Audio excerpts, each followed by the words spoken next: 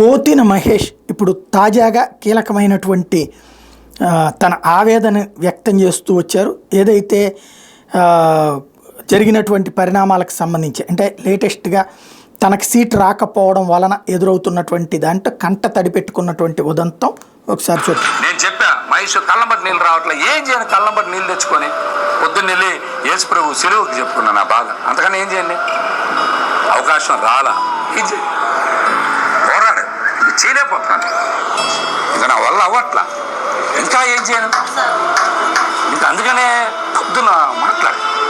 అందరూ అడుగుతున్నారు మహేష్ మహేష్. ఇప్పుడు సమస్య ఏంటంటే పార్టీని నమ్ముకోవడం కాదు, పార్టీ కోసం ఫ్రమ్ ద బిగినింగ్ ఉన్నటువంటి వాళ్ళు ఇప్పుడు ఎటు కాకుండా పోవడం అన్నటువంటిదే అసలైనటువంటి సమస్య. ఎందుకు ఈ పరిస్థితి వచ్చింది అన్నటువంటిది ఇప్పటికైనా ఆలోచించడం, ఆత్మవిమర్శ చేసుకోవడం అవసరమేమో.